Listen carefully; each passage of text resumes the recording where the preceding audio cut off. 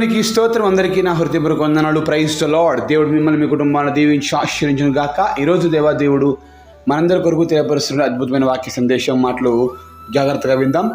నిర్గమకాండము 34వ అధ్యాయం 10వ వచనం. ఆయన, ఇదిగో నేను ఒక నిబంధన చేయుచున్నాను, భూమి మీద ఎక్కడనైనను ఏ జనములోనైనను చేయబడని అద్భుతములు నీ ప్రజలందరి ఎదుట చేసేదను. నీవు ఏ ప్రజల నడుమనున్నావో ఆ ప్రజలందరూ యెహోవా కార్యమును చూచెదరు. నేను నీ ఎడల చేయబోనది భయంకరమైనది. దేవునికి సమస్తమేమో కలుగును గాక. ఈ గొప్ప వాగ్దానాన్ని దేవుడు మనందరి జీవితాలకు నెరవేర్చబడును గాక. ఆమెన్. చూడండి ప్రియ దేవులారా, దేవుడు ఇస్తున్న మాట, ఆయన ఒక నిబంధన చేస్తా ఉన్నాడు. నేను నీతో ఒక నిబంధన చేస్తాను. ఆయన ఒక నిబంధన చేస్తే తప్పకుండా అది నెరవేర్చబడుతుంది. ఆయన తన ప్రజలతో ఏదైతే ఒప్పందం చేసుకుంటాడో, ఏదైతే మాట ఇస్తున్నాడో చేస్తానని, అది తప్పకుండా నెరవేరుస్తాడండి. ఖచ్చితంగా చేయడానికి ఆయన సామర్థ్యం గల దేవుడు, సమర్థుడు ఆయన. నువ్వు ఎక్కడున్నావో, ఎవరితో నివాసం చేస్తున్నావో ఆ ప్రజలందరూ కూడా నేను చేసే కార్యాన్ని ఖచ్చితంగా వాళ్ళు చూస్తారు. ఆ ప్రజలు చూస్తారు, నీవు చూస్తావు, నీ కుటుంబీకులు, నీ బంధువులు, నీ స్నేహితులు, నీ ఊరివారు ప్రతి ఒక్కరు చూస్తారు. అంటే ఆయన చేసి అంత గొప్పది.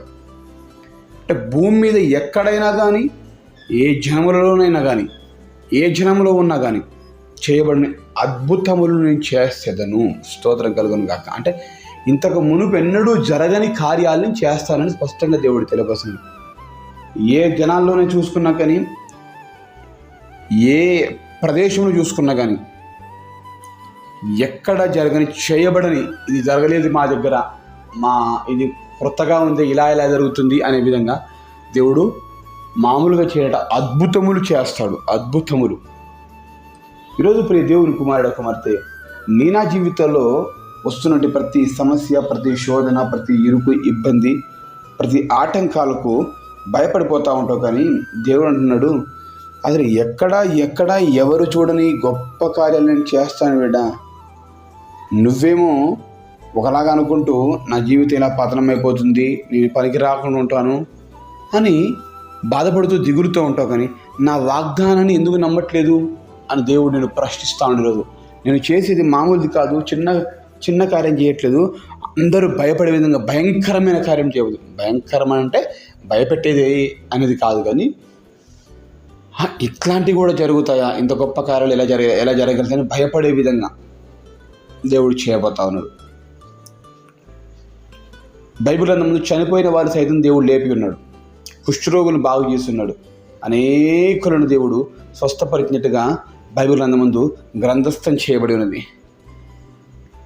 ఆ రోజు ఎక్కడ జరిగిన కార్యములు బైబిల్లో మనం చూసినట్లయితే కొన్ని ప్రియ దేవుని బిడ్డలారా, చెరసాలలో నుంచి బయటికి రావటము, ఎర్ర సముద్రం పాయలవటము, ఇలా ఒకటి కాదు రెండు కాదు, సూర్యచంద్రుడు ఆగిపోవటము, ఎన్నెన్నో మహత్కార్యాలు, ఎక్కడా ఎవరు చూడని కార్యం దేవుడు చేస్తాడు. ఇజ్రాయెల్ ప్రజలను దేవుడు రక్షించడం కొరకు ఫరో సైన్యం వెంటబడుతుంటే వారిని రక్షించడం కొరకు నా దేవుడు ఎక్కడా జరగని, ఏ జనంలో కూడా జరగని కార్యాలను దేవుడు చేసి ఎర్ర సముద్రాన్ని పాయలు చేసి తన ప్రజలను క్షేమంగా అద్దరికి చేరుస్తాడు.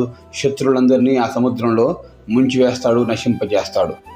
ఈరోజు ప్రియ దేవుని కుమారుడు కుమార్తె, ఇంత గొప్ప విషయాన్ని దేవుడిని తెలియపరుస్తూ నేను బలపరుస్తున్నట్టుగా ఎందుకు అధైర్యంతో కృంగి కృషించిపోతావు, నీరసించబడతావు? అధైర్యపడకు, ధైర్యంగా ఉండు. దేవుడే మనకు దిక్కు, దేవుడే మనకు ఆధారము, దేవుడే మనకు ఆశ్రయము. ఆయన నా కొండ, నా కోట అనుకుని ముందుకు సాగు. తప్పకుండా నీ జీవితం ఖచ్చితంగా సస్యశ్యామలంగా మార్చబడుతుంది. ఒకవేళ కష్టం ఉండొచ్చు, బాధ ఉండొచ్చు, బలహీనత ఉండొచ్చు, దేవుని వాటన్నిటికంటే దేవుని వాగ్దానం ఉన్నది ఎందుకు మర్చిపోతున్నాను? దేవుని వాగ్దానం ఈరోజు కొత్తగా నీకోసం నేను చెప్పట్లేదు కదా. బైబిల్ ముందు గ్రంథస్థం చేయబడి, నిర్గమకాండంలో ఎప్పుడో మన కోసం గ్రంథస్థం చేయబడి రాయబడి ఉన్నది. ఎందుకు మర్చిపోతున్నావు? దేవుని వాక్యాన్ని బట్టి నువ్వు మరలా పునరుద్ధరించబడాలి.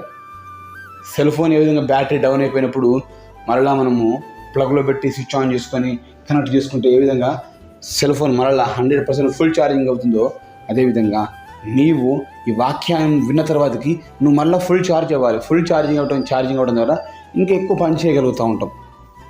కనుక ప్రియతమైనటువంటి దేవుని కుమారుడు కుమార్తె, నీ జీవితం ఒకవేళ అస్తవ్యస్తంగా ఉన్నా కానీ దేవుని వాక్యాన్ని బట్టి నమ్ము, నీ జీవితం గొప్ప అద్భుత మహత్కరణ నా దేవుడు జరిగించును గాక. ఆమేన్. ప్రార్థన చేసుకుందాం. ప్రార్థన. మహాగరుడ పరిశుద్ధుల ప్రేమగల తండ్రి వందనాలు స్తోత్రాలు, అద్భుతము ఆశ్చర్యకరాలు జరిగింపచేయండి. ఏ జనములో ఎక్కడను జరగని చేయబడని అద్భుత మహత్కార్యాలు మా జీవితం జరిగింపచేయండి. కష్టము, నష్టం, బాధ, బలహీనత, రోగం, రుగ్మతులు, ఆటంకాలు, అవరోధాలు, యాత అసమాధానాలు తొలగింపచేయం వేడుకుంటున్నాం.